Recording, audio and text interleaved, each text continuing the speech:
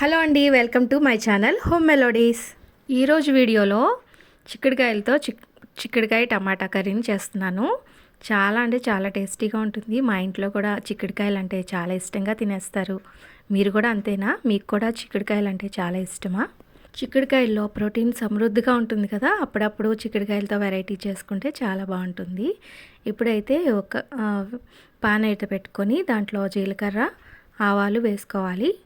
అవి చిటపటమంటూ వేగిపోయిన తర్వాత కట్ చేసి పక్కన పెట్టుకున్న 3 ఆనియన్స్ని ఇలా చిన్నగా కట్ చేసుకొని ఇందులో వేసేసుకోవాలి. కొంచెం బాగా వేగుతున్నప్పుడే పచ్చిమిరపకాయలను కూడా వేసేసుకొని బాగా వేయించుకోవాలి. దీంట్లోనే టమాటాలను కూడా వేసేసుకోవాలి. 3 టమాటాలని చిన్నగా కట్ చేసుకొని దీంట్లో వేసేసుకోవాలి. వేసుకొని దానిపైన 1 స్పూన్ వరకు సాల్ట్ని అయితే ఇలా స్ప్రింకిల్ చేసుకుంటే మూత పెట్టుకున్నామంటే తొందరగా టమాటా మగ్గిపోతుందండి. టమాటాస్ వేసుకున్న తర్వాత ఇలా మూత పెట్టేసుకోవాలి. కలపకుండా దానిపైన సాల్ట్ చల్లేసుకొని మూత పెట్టుకున్నామంటే తొందరగా మగ్గిపోతుంది. ఇప్పుడైతే కట్ చేసి పక్కన పెట్టుకున్న చిక్కుడుకాయలని ఇందులో వేసేసుకోవాలి. ఇందులో అన్ని చిక్కుడుకాయలను వేసేసుకొని బాగా కలుపుకోవాలి. మొత్తం చిక్కుడుకాయ ముక్కలన్నీ ఇందులో వేసేసుకుంటున్నాను.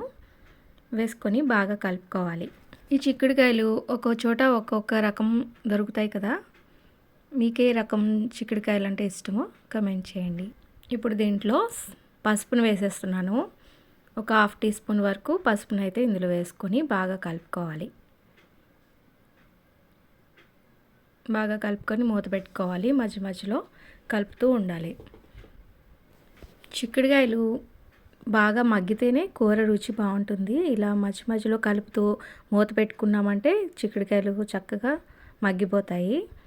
ఇవి బాగా మగ్గి మెత్తగా అయ్యే వరకు కూడా ఇలా వాటర్ వేయకుండా ఇలా పెట్టుకుంటే కూర టేస్ట్ చాలా బాగుంటుంది. ఇప్పుడు ఇందులో కారం వేస్తున్నాను. 2 స్పూన్స్ వరకు కారం వేస్తున్నాను. మసాలా పౌడరు ఒక 1/2 టీ స్పూన్ వేసుకుంటున్నాను. మీకు ఇష్టమైతే అల్లం వెల్లుల్లి పేస్ట్ కూడా వేసుకోవచ్చు. నేను ఇక్కడ వేయలేదు. ఇందులో బాగా కలిపేసుకొని ఒకసారి మూత పెట్టుకొని బాగా మగ్గబెట్టుకోవాలి. ఇప్పుడు మూత తీసుకొని బాగా కలుపుకోవాలి. చిక్కుడుకాయలన్నీ అడగంటకుండా బాగా కలుపుతూ మూత పెట్టుకొని మధ్య మధ్యలో కలుపుతూ ఉండాలి.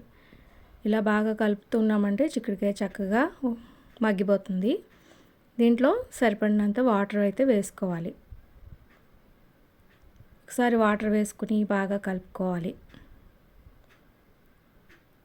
ఇలా కలుపుకున్నాక కుక్కర్ మూత పెట్టేసుకొని దానికి విజిల్ పెట్టేసుకొని 2 విజిల్స్ లేదా 3 విజిల్స్ రానివ్వాలి. అప్పుడు కూర రెడీ అయిపోయింది. చూస్తున్నారు కదా, చాలా మెత్తగా ఉడికిపోయింది. రైస్లోకి చపాతీలోకి చాలా అంటే చాలా అదిరిపోతుందండి. మీరు కూడా ఒకసారి ట్రై చేయండి. Thank you.